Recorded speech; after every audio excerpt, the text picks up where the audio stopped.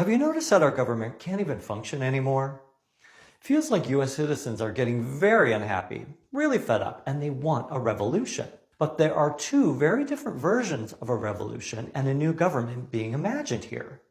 One vision is outlined in Project 2025, being organized by the Heritage Foundation, whose tagline is, "Building now for a conservative victory through policy, personnel, and training." The most boring words never seem so scary. For the supporters of this agenda, it's not enough for conservatives to win elections. They are getting ready to march into office with a conservative army. They are vetting and training personnel ready to take back our government on day one of 2025 after their Republican candidate wins the presidency, so they can rescue all of us from the grip of the radical left. Sounds hostile. They're getting everything in place to take over immediately as a conservative government, infiltrating the White House and all branches of government, eliminating the system of checks and balances, putting an end to any scrap of democracy left here. Their goal is to greatly increase the power of the executive branch and the role of the presidency. Sounds like they really want a dictator. And they know just the man for the job. They eagerly embrace anti-LGBTQ+ rhetoric, and as climate change deniers, they'll ramp up fossil fuel production and radically weaken the role of government in environmental protection. So, what will happen to all our citizens who aren't conservatives and never will be? I imagine a liberal inquisition, forced to either convert or be sentenced to punishment or worse. Let's face it, conservative Republicans have never really cared about taking care of and supporting all our citizens here. Once they've taken over by force, they'll have to constantly watch their backs to make sure they can maintain power. This leads to paranoia, which leads to accusations and loyalty tests and turning on your own people, resulting in history repeating itself. A conservative takeover just doesn't sound like it would create the utopian society I'm craving.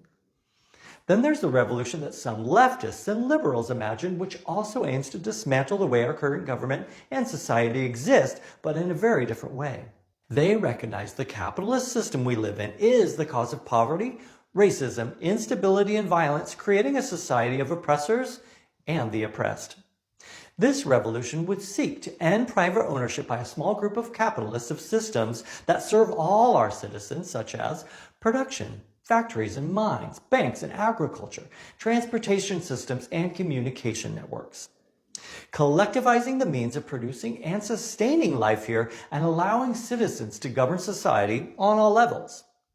Planning an economy where production would not be geared toward maximizing profit, but meeting people's needs and sustaining the planet's ecosystem, each of us contributing for the future of humanity and the earth. This revolution isn't hostile. Hopefully, don't push me. It's about educating and empowering our citizens to make changes to our systems that would benefit everyone, not just the elite and billionaires. Don't they have enough? Looks like one revolution benefits people in power and would create more oppression. And one revolution gives power to all the people in the attempt to eliminate oppression. Which one should I choose? Resistance to capitalism, imperialism, and all systems of oppression is increasing now. Many people here in the United States are very vocal about their dissatisfaction with our society, but we need our actions to be as loud as our words. I know it's fun to complain, but don't you want to see some changes happen around here? It can seem futile, but if more of us get out there and vote, we can start to change the things we're unhappy with. Especially you younger folks out there, get off your butts and vote. Every time.